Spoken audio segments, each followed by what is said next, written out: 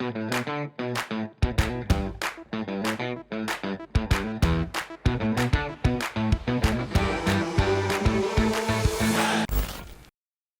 Joe Hanson, by the way, and like we always say, dear men, come, let's talk. To my right, I do have an artist. He's also a filmmaker, as a composer.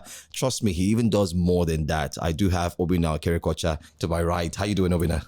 Thanks, bro. Nice to be here. Great to have you. And to my left, I do have the one known as Tyeng. Yeah, of course. When you talk about voiceover as brand, broadcast executive, one who actually has, by the way, I've met his family. Let me quickly say that. Beautiful family. And a man of the men. You know what I mean? Like, he's an all-rounder. Gang is in the building. How you doing, guy? I'm great, brother. Thank you for having me here. Oh, nice. You're trying to kill them with that voice, have you? No. I see what you did When there. you're blessed, you're blessed. When God yeah. gives you certain talents, you just need to use it. I need I mention before we start this show, let's get ready for some words coming from Gang, because I know we're going to have it. No, I know. all right. I'll see what I can do. We can't run away from it. He has to like sprinkle it in between. Yeah. But I mean, today let's look at a very deep conversation that I think the men should be having, not at the beer parlors, but when we really sit down. And it's born out of a question: what do men really want? I think I penned this question down while there was a conversation between some ladies, and they said it's like men are confused. Men don't know what they really want. And then it was narrowed down to, oh yeah, they don't know what they really want in a relationship. They don't know what they really want in a marriage. They don't even know, these days, men don't even know what they really want in life. It's like everybody's chasing after this, chasing after that. But I know we're going to snowball into some other conversations surrounding, you know, what men really want. So permit me to start from my right as usual. I'm going to start off by, asking you, what do you think is a conception behind people asking, what do men really want? Is it as a result of the what we see today in the society, where there seems to be a bit of confusion neither here nor there? I think it's a really perturbing question. And I think it's really born out of a couple of things. So number one is, so you look around the world and you see a broken world. You see disturbances, you see brokenness, there's never a time you put on your TV, even social media, where it's not you don't have the conversations, or you don't see the conversations around conflict in the world, broken economic systems, broken homes, broken relationships, so without sounding very, a lot of men are responsible for a lot of how the world works. So when things don't work in the world, it's kind of like the people behind this machine are not working. And then it has nothing to do with, a gender-specific role. It's kind of like the world is broken. Where are the men who are supposed to fix it? And therein lies the question, what do men want? When things are working, right? When it's almost like things are working, nobody thinks about, it's kind of like, okay, so what is the best we can be? But when things are not working, it's kind of like everybody's always like, so it's like the people who are supposed to be making this thing work, why is that it's not happening? What do they actually want? And then you drills down to family, society. Drills down to everywhere you can find a man. And in this case, sometimes a woman is a man. I want us to understand that. So it's the broken systems, the broken, what is supposed to be working in the world and working in our lives is no longer working. We've lost our peace, we've lost our economic stability, we've lost the ability to make money, at the end of the day, we've lost our ability to be dignified as human beings. And if you look at that, that's essentially what is really wrong. And there lies the question, what do men want? So I think for more intent and purpose, it's a rhetoric question. Yeah. That may not be answered. And the answer is what we do in our various lives as people. So yeah. That's a deep one. But I think for Gang, maybe we might just try to narrow it down as well. He's broken it down from the global perspective, but maybe in family setting as men. I like to pick up almost from some of the things that he said. In the society that has basically been built by men, this patriarchal society where men have advanced to a certain point from the caveman era to the industrial stage that we are now. So it's like men have put everyone on a certain path, man, woman, and child. And yet it seems like the world is not getting to where it should be. So there's a level of failure. So from a family side, when you bring it in, it's like men have been able to achieve so much and do so much and to an extent prosper, but still there's no satisfaction because it is the innate nature to want more. So the question now is that when you have achieved this, you've gained this, you are here, what next?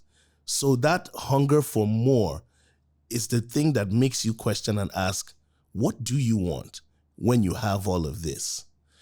Bring it down to the family, like you said. So you're a single man. You desire to have a woman. You have a woman. You make her your wife. You desire to be a father. You have a child. You're now a father. What else? You now want more kids. For some men, more wives, more women. And then it now makes you ask yourself, what does this man want? Then money-wise, there's never enough. You have one car, you have one house, you have one business. You want more. You want more and more. So it just seems like men are never satisfied with whatever they have. So it makes you ask the question, if you have all of this, what do you really want? Because there are people that look at certain individuals and they'll be like, if I had what he had, I'd be satisfied.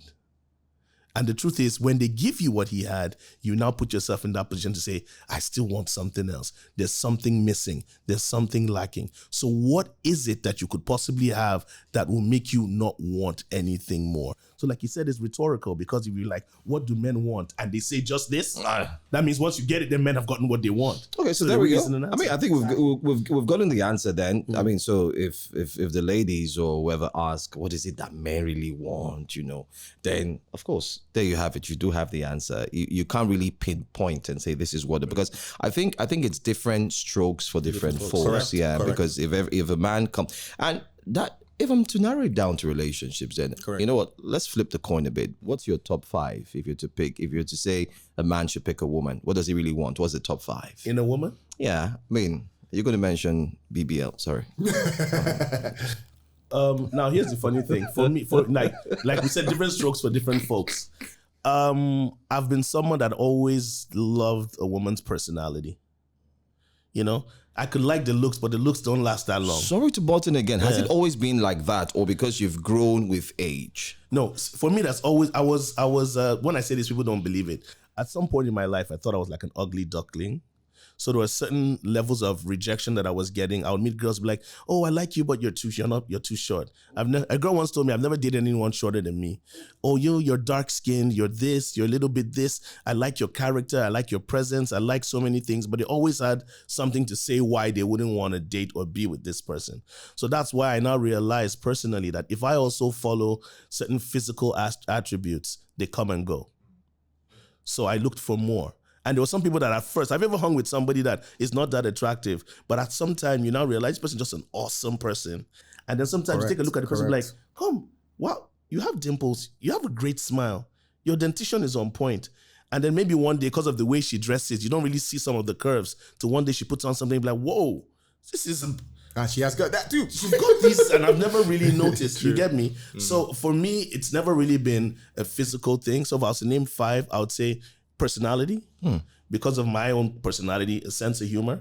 Oh, yeah. Yeah, you of course, a beautiful body doesn't, I'm not a BBL guy, but, a beautiful body could be there. But if it's not there, I don't have a problem with that. Respect. Oh. Do you understand? Respect. And she needs to respect you. She needs to respect people. And, okay. The way you treat people. I always look at you from the way you treat people, the way you treat your maids, the way you treat waiters, the way you treat your colleagues, the way you treat drivers, the way you treat people that some people might see as less than you. You get me? So that's 4? 4. That's 3. 3. That's 4. Is that 4? That's 4. Oh, Yeah, that's 4. It's 4. It's Okay, 4. And the 5th one and the most important one for me is you also have to love me. Ooh. You have to like me as well. What I mean, yeah.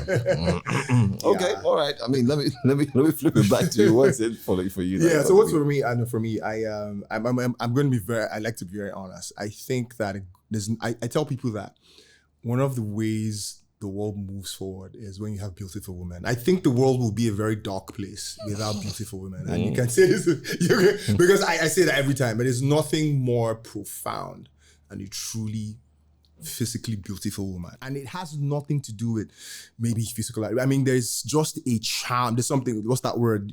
Gen Z's use aura. There's always something about, about something, you know? So for me, you know, I mean, it's not as if there, but for me, it's kind of like a big deal. I think good looks, I just feel that being, and it's not as if it's the ultimate, but great looks for me is a thing. And I'll get to, in the conversation, I'll get to why that's important. And then secondly, I think, and this is something where I agree with, you know, with gang, character for me is so important. Because who you say you are indoors and who you say you are outdoors has to match. You cannot be Terminator in the house and you are Angel Gabriel outside. No, it's not gonna work. It's not gonna work, you know. And thirdly, just being kind. You know, just be kind to people who, like he put it, people who are less than you, people who are just everywhere. Be kind to people, you know. And then sense of humor. Geez, I love to laugh. I think for me, I would rather have somebody who I can share a joke with. I've ended relationships with people who I thought were great looking, but because they didn't have that sense of humor. Because I would say something and they just don't get it. Look, it's a deal breaker for me. It is a deal breaker for me because I talk a lot, I converse a lot, and I can reach certain levels of communication, and I need to be at that wavelength. It's so important. So important. I also get to that, you know, and then for me, you know, I'm a Christian, so that being that love for God is also something I take very seriously as well. So those are the 5 things that spirituality. It's so important. I can imagine. Yeah. But what is our take on? I mean, there were times where I remember back in the early 90s. I'm not that old though, yeah. But back in the early 90s. Remember when there were conversations around 50-50? And I think it's high time we bring this to the table. I mean, there are conversations around 50-50 in terms of 50-50 cuts across every single thing in the relationship, every single thing in raising a family. For instance, even down to finances. We've heard people say, oh, it has to be 50-50. You bring 50, you bring 50. But we do also understand that some of our parents weren't raised that way. They never believed in the 50-50 ideology. They believe that it's a case of, oh, listen, I'm going to take care of this. You just do you and leave the rest to me. You know, maybe in the aspect of training, the fathers believe it has to be possibly 80-20 because they had to, you know, show their masculinity in terms of ensuring that they take care. But yeah, do you know why? I mean, that's where you hear the car, daddy comes and he honks the horn. Everybody's in position because you know, oh man, we need to get. But what's your take first of all with the 50-50? Because it's a conversation that's still ongoing. I'm gonna be honest with you. I've never really. I was good at math. But I never really understood 50-50 when it came to relationships. I've always seen it as you take what you get when you get it. You know, it could be 50 today, it could be less than 50. As long as that balance, the aim is to have 100%. So if there's less than 50 coming from one place, then the other one has to just deliver more than 50. At some point, you might be lucky to get to that 50-50 point, but it shakes. There's 49-51. It just moves. You know, there's no exact point where you're like, it's 50-50. You get me? I cook. Sometimes I tell my wife, sit down. I've got this. Go into the kitchen on a Sunday afternoon. No problem. You know, there are times when my wife would tell me that, oh, she got some resources and took care of the kids' fees. I'm like, okay, that's cool. You get me? We're living together as a unit. We're on the same team. Why is the expectation is that you have to bring the same thing I'm going to bring? Like I always say, man is different, women are different. That's the problem with 50-50 because people try to equate things, you understand, and make it, yes, you need to strike a balance so that both sides of the equation are balanced, but nobody's saying a man must be this, a woman must be this. Because there's certain times when you're pushed, like I experienced something when my dad passed a very long time, that was like almost 30 years ago, and my mom was left alone. So it made me open my eyes to certain things that if a man is not present, what happens to the woman? What happens to the wife? If you've always been saying 50-50 and certain things, at some point when you become a single parent, 100% is now on you. You get where I'm coming from? So 50-50 I've never really understood it. I understand 50-50 in situations whereby, okay, if I go down on you, go down on me. That's 50-50. That's understood. You know, if you do this, I can do this as well to strike a certain balance. If we're going out for dinner dates this weekend, I'm taking the bill. Next time, you're taking the bill. You get me? Situations like that. But in what world are things going to be 50-50? My salary is different from yours. So what are we saying? Should I bring the same amount of money? You bring the same amount of money? No. And I've always seen myself as a man's man to the extent that I'm telling you, if I was capable, unfortunately for this regime, I'm not that capable. But if I was capable, and I told my wife, you would not spend a dime of your money. You wouldn't have to bring anything to the table if I had my way. I'll take care of it. As long as I have, why do you have to spend it? And my wife is a great saver. I'm the spender. I always say 2 people save, Jesus and my wife. Me, I spend. So anytime I have resources, it's quickly, honey, take this. You know what I'm going to do with it if it's in my hands. I'll splurge. I'll do a couple of things. You get me? So I've never really understood 50-50 because for me, 50-50 can never really happen.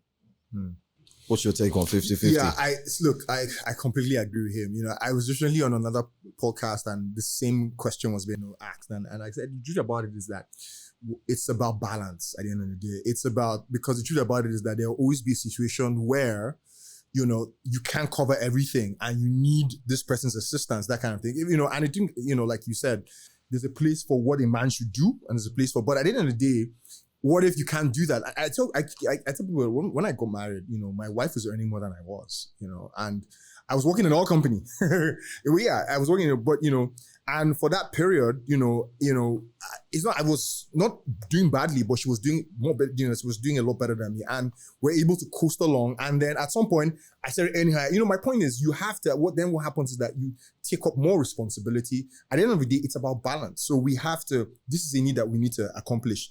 We figure it out together. This is needed, you know, this whole thing around. But the truth is, there is and I understand the sentiment when you're talking about our parents and stuff like that, where, oh, the man is the head of the house, oh, the man, it's valid. But guess what? The men are the head, women are the neck. If there is no neck, there is no head. It's that simple. And that's how I think people should look at it, you know, that kind of thing. It's, you need to find a balance. And this is for people, couples who are truly married to each other and want to help each other. Because some people are in it for different reasons. Yeah. I didn't come to spend my money. I came here to be taken care of. A 50-50 conversation cannot happen. You see where I'm going to with this, right? Yeah. So there has to be an intentionality about, we need to take care of our family. It's our responsibility. Whatever we need to do it, you know, that kind of thing. So like, I completely agree with him on this particular one. That's how it should be. It should be the focus. At the end of the day, we're not looking, it's not about who flexes the largest financial muscles. It's about what are the problems we're solving. Yeah. That's what the focus should be. So if it's about school fees, okay, let's do that. You know, if this person cannot do it, then you foot the bill. You do it. Then next time, you know, as long as there's an understanding and you guys are co-pilots on a plane flying to a destination together and knowing that I need you and you need me together, that's how I think it works. Yeah. What do we say about the generation of men today? I mean, there are calls for, you know, I mean, we do hear these stories, even on a few other podcasts, where they say, what do you bring? I don't like that word, by the way. What do you bring into the table? I think that's the most abused word I've ever heard. What are you bringing to the table? And then you start hearing all sorts of, and you're like, really? Is that what the question really? I'm laughing because I had this conversation with a young lady that she gets upset anytime she heard that phrase, that what you bring to the table. And I told her the reason why it upsets you so much is because you have nothing to offer. Oof. Do you understand? Okay. It's a. But how did she take that though? She didn't take it well, because here's the thing. In all honesty, I now told her I'm going to use different words to describe this. You and I are in a relationship. What are you bringing to this relationship? What am I gaining in this relationship from you? Without mentioning the table, let's talk about that. But once people hear the phrase, "What do you bring to the table?" It's not a physical table. It's metaphoric. It's metaphorical. It's not so this one. Understand the metaphor. It's not this one. It's not this one. So the truth is that, so I now told her, okay, forget, you're upset about that statement. Forget, okay, you're in a relationship with a guy. What are you bringing to this relationship besides yourself physically? And she was thinking, I said, I've just asked you what you brought to the table, but I said it in another way. So if you just use the logic, why are you wasting your time and energy to get upset over a metaphorical statement that has is it existed? that we need to change the logical explanation of what that really means? Truth be told, when people get upset about it, I asked them, I said, what do you have or possess as a person that is offending you so much? That somebody is simply asking you. If you go to a company and they say, what do you do for this company? Correct. Are you upset? How dare you ask me what I do for this company? But then in the relationship, I'm asking you, what do you do for your spouse? What do you do for your kids? What do you do for your family, including yourself? When I give you those words in that form, can you answer it and say, oh, I bring love, I bring warmth, I bring caring, and I'm also a very good cook. In the bedroom, I also have certain skills. I know how to take things and multiply it. Business-wise, I know how to invest. I know how to do this and do that. And somebody will look at you as an awesome person and be like, wow, that's somebody to be with if you bring so much. But what if you say the other one? Which other one? The other one, what you bring to the table is me. I'm me, all me, like they say. So this is it. Now, when it's all you, just like tables, they come and go. Oof. They can be changed. They age. They fade away. And people can get new tables. Yeah. So if you compare yourself to the table, then that's what you are. So let me build on that a bit. So, and let me try and go into this, because for me, it's always when I hear things, I try to dig into the DNA of certain statements and where that's coming from. Transactions are done on tables. So let me circle back. That entire mindset is built from a transactional way of doing things. So you come to a table, so a deal, saying here money for hand, back for ground. So here's X. It's like someone who's doing a drug deal, you know. So here's the drugs, here's the money. It's on a table. So it's what are you bringing? I'm bringing that. So, transactional. So for a lot of people, they are in situations where they are transacting. And it has nothing to do with living. It's kind of like, and that's why we have, when we'll get down that rabbit hole, that's why we have problems, because it's about transaction. I tell people something. It's kind of like you were talking about something, and I like that because I also have letters from way back as well, you know, that kind of, so it says that you have been in a very serious relationship with your wife even before you got married. And it talks about two people who want to be with each other. And they're not, so let me explain where I'm going to with this. When you meet a person and you are completely devoured by their personality and their person, that is not the first thing you think about. Is it? The first, you see someone, you fall in love with this babe, you're not thinking, what is she, does she have, what doesn't she have? It's like, I need to be with her. Yeah. The rest is secondary. So when we can figure that shit out, but I want to be with you because, geez, you complete me. So we come to, so we're in this economically devolved world where everything is transactional. You park your car outside and so a guy taps on your window. Suddenly, your hands don't work anymore. Yeah. He opens the door for you. My hands are working. So everything's about transaction. Give me this so that I can give you X. So it trickles down into, so what exactly I bring? Because I am seeing a transaction. And that's why things crumble down the road, because it's transactional. It's transactional. I'm buying a product, so I'm paying for something. At the end of the day, guess what? Those things don't last because they're like goods. They're like articles. I drink from this bottle, I'm drinking. At the end of the day, I toss this into the gutter. That is why, a lot of people view things as being transactional, because all they think about is what they're going to gain. And once you're always about what you gain, you're never in a state of satisfaction, because there's always something missing. And that's the thing, it's kind of like when you go to buy a pair of shoes or something, or clothes, there's always that feeling, I should have gotten the other one that was, that kind. And that's what happens when you have a transactional mindset, So I was just trying to just dig a little bit more into the DNA of that statement, because when you're really absorbed by a person, you are not thinking about what they do or do not do. It's just, you just want to be with that person.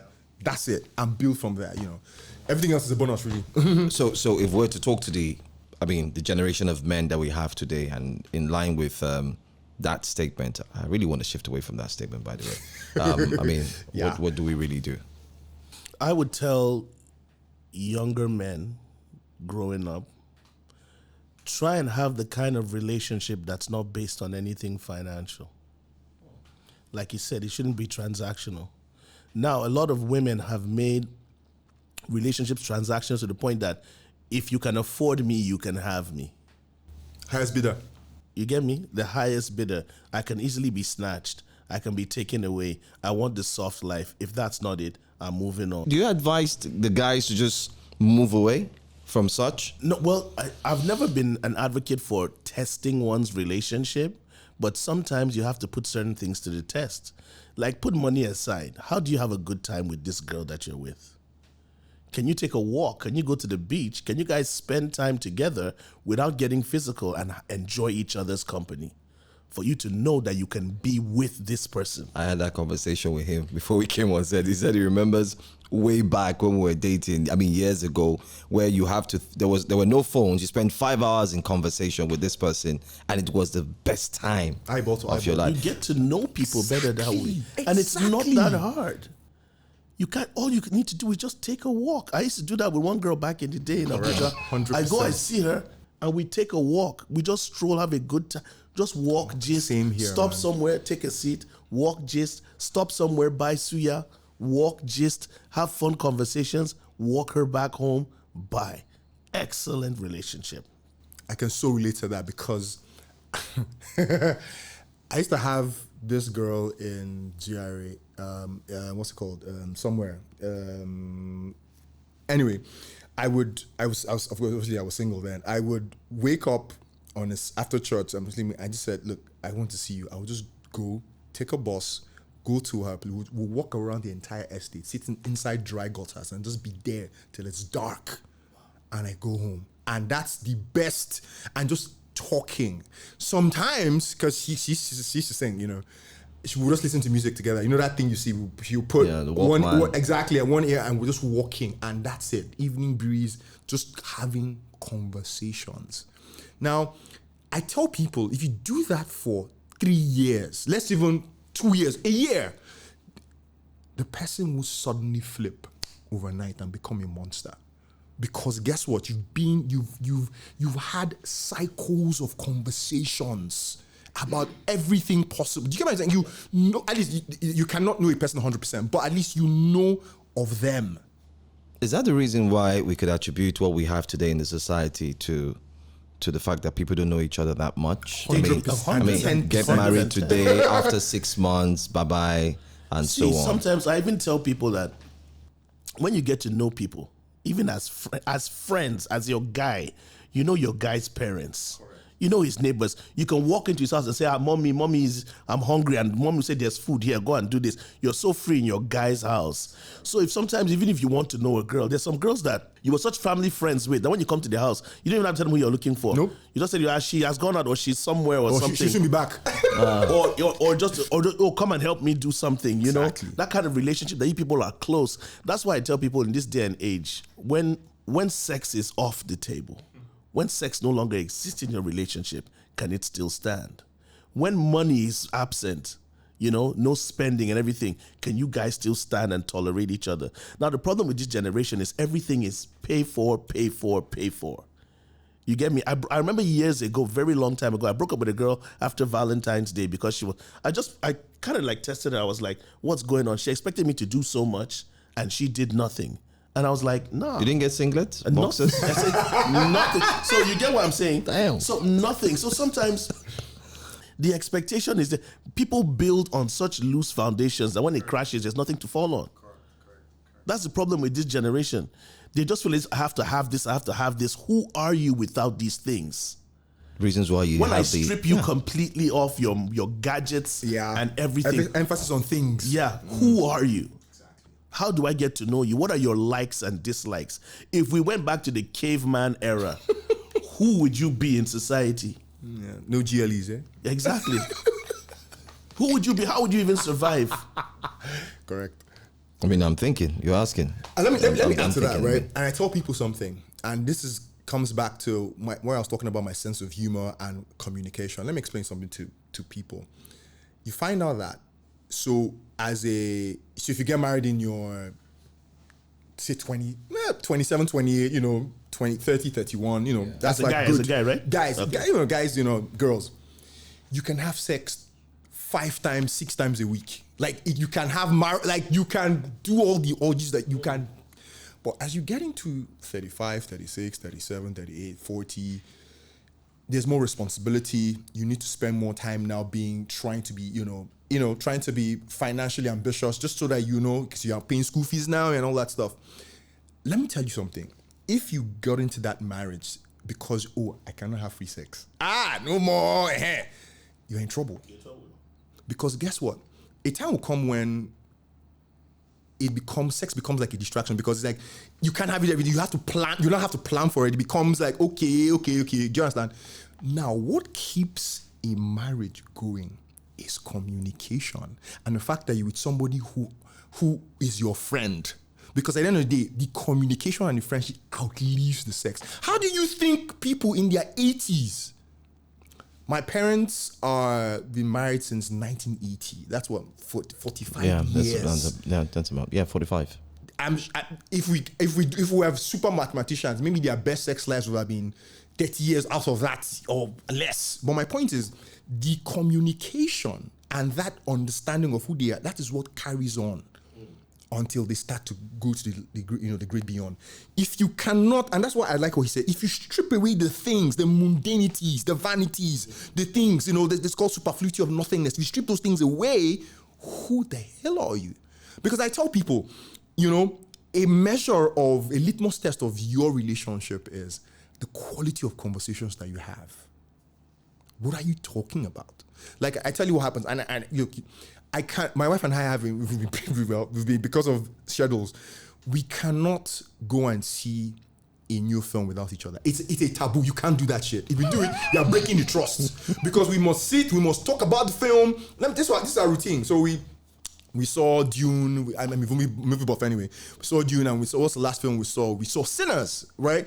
And we have I've been married for 11 years. We have a ritual. Once we are done, there's a particular reviewer we watch, and we must listen to Jeremy Jan talk about on our way home. We put it on YouTube, put it on the car speaker, and we're looking at it. Oh my God, so I said, go to the next guy. That's how we build. That's a culture. That's how it is. Because you have to have, when we first got married, we used to schedule gist on Skype, my wife and I.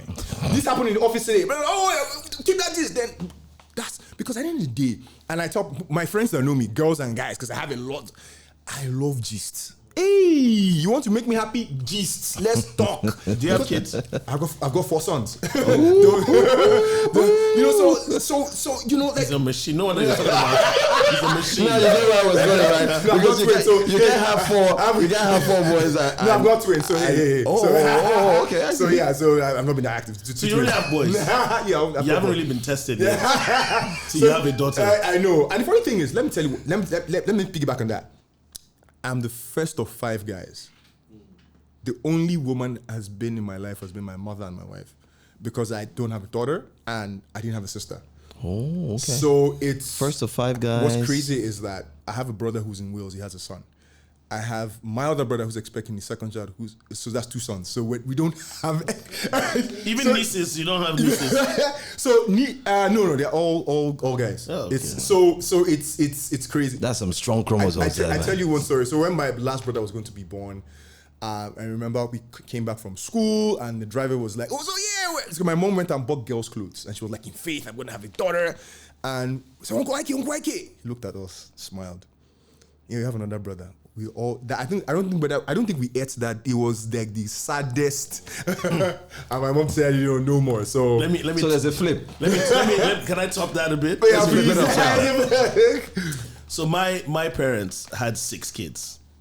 The very first was a girl, and 5 boys followed. Wow. Now in those 5 boys, I'm one of the twins. Interesting. Yeah. So I'm second to last. So the last one that was born, when my mom was having him, she was in Canada. And she got to a certain stage, she wished she kept on trying so she would have a girl. Oh, wow. So she went to the hospital and she was like, do you want to know the sex of the child?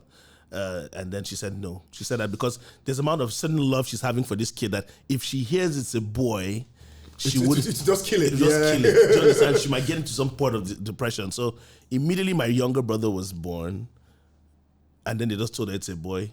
She just told my dad, No No more.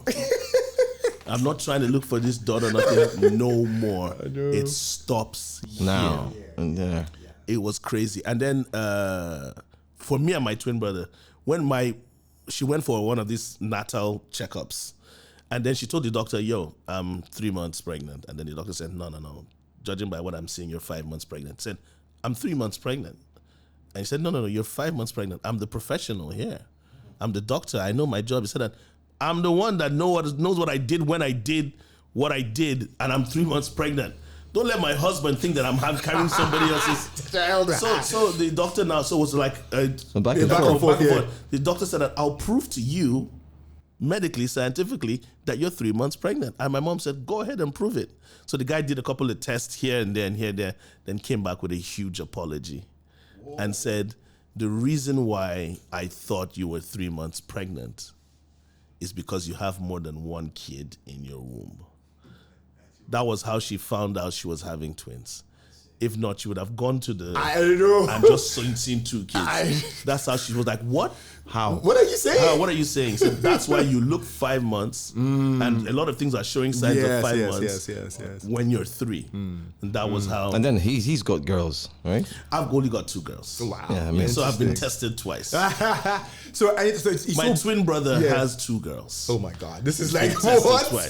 Can you see? That's why I said there's a flip. There's a flip around the whole thing. Is, anytime I go to the mall, and I see girl kids. You don't understand. My wife beats me up. I can be staring at them like this. Just like, whoa. So who knows? I drop one down the line, but you know. I mean, I'm sure you. I think you'll get to a certain stage where you may out. You know, just. I don't think it's ever going to happen. No, I don't think so, because I know myself.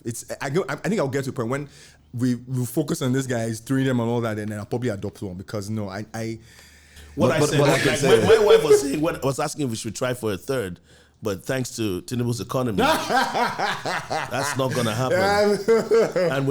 But I always say this thing. I said I have daughters, and they'll bring my sons. Of course, But there's a feeling. There's a different feeling you get when you're lucky though.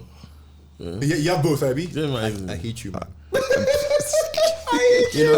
Because I don't know how you did it, but you did it. Let me tell you, my wife's family, 2 boys and 2 girls. Like how? Like that is so fair. What, are we serving the same God? I don't understand. Like sharing it for people. Like balance. This guy has his guy. This person has his balance. Balance. It's jeez. And my plan was to have 1 girl and 2 guys.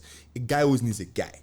Yeah. I wanted to spoil my princess. Like I wanted to just my people will know that you have a father. Yeah. Like that's I don't know, man. Maybe take out on dates and all that. Don't understand. But I like the bottom line. I was prepared, but God knows best. No, and I'm sure it's gonna come. The only thing we could do is just ensure that we're alive, we're strong, and by His grace we're gonna see that. We took a little detour. We did on the conversation, so we might have to just drop back and wrap up. I mean, just to wrap up the conversation. Correct. I mean, I'm just told our time is up. Crazy thing. Already? Before you know, We're I'm just getting telling you, started, like we're just 5 minutes. I was like, what? I mean, what happened? I mean, is this a podcast for this? Is it a 2 minutes podcast? What's going on? I mean, just to wrap things up quickly, we've talked about what men really want, and I like the fact that we've narrowed it down. I mean, coincidentally, we also talked about some of the things both of you want. You see that? And it also came into reality and in the conversation. Yeah. But just to wrap things up, what would you say to the generation now that we have today, and what would you advise on how they can handle the expectations as a man? I mean, what are the things that they should look forward to? Expectations as a man. Sometimes it seems they raise the bar too high. Tony just bought a Benz. You know, I need to get a Benz as well. This person just got a house. I need to get a house as well.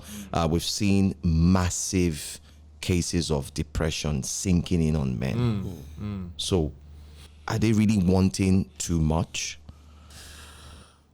So the advice that I would say is, don't let the world tell you the kind of man that you are. Don't let the world define man for you. By that, you need to not look at the world. You need not to look at what other people are doing and saying, he's a man, I'm a man, why don't I have this? Why haven't I achieved this? I remember back in the days when people used to say statements to their kids like, does this person have 2 heads? Why did it? You know, that kind of situation. But people are different. People succeed in different areas. People thrive in different works of life. So I would say, don't let the world define to you who you are. Deep. Don't Deep. let it define who you are. Find yourself and be proud in that skin. Yeah, great advice. So, for people who are Igbo, there's an Igbo adage that says, whenever you wake up is your morning. Now, you need to think about How do they say that in Igbo though?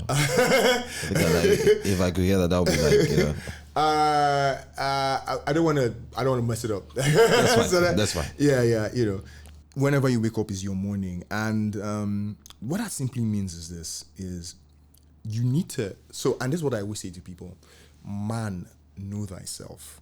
Now, what you owe yourself is to know who you are, your limitations, what you can do, what you cannot do, so that because a man who is grounded in himself, he may not have the physical things that people want, but he's complete in himself and is self-fulfilled. I'll give you an example. 2008 Beijing Olympics, 100 meters race, Usain Bolt makes that race in 9.68 seconds, fastest man in the world. It doesn't mean that Justin Gatlin was not fast. He was not a runner. It didn't make Johan Blake or any of those guys less of athletes. They all had different times. The fact that they qualified for the finals makes them winners in their own right. But guess what? We all have different abilities. I may not make it in 9.7 seconds, but I'll make it in 9.8 seconds. You get my point? My point is focus on what makes you, on your abilities, focus on focus on your why. And I think one of the challenges that a lot of young people don't know what is their why. When you know your why, when you know you have a reason to live, this is what you're about, nothing else moves you, that kind of thing. And once you figure that out, it's just a question of time. Whatever it will come to you, the universe will bring it to you. Yeah. That's deep. I think that circles back to what you both said to what do men really want. So when it comes to this part, you're able to say, okay, this is what I want, this is what I don't want, and so on. Well, time's up, and fortunately, it feels like we just started. Yeah. Absolutely, right. That's it on DMN. I know something I would want. What do you want? To be on the podcast again. Yeah. Exactly. We need to make that happen. A part two, right? We're definitely going to have a part two. We have to do a Most sequel. definitely. Thanks for watching, guys. Don't forget to like, subscribe, and also drop a comment on what you think. And feel free to share with that young man or that guy who you think really needs to watch. I'll see you guys on the next one, okay? Thanks for watching.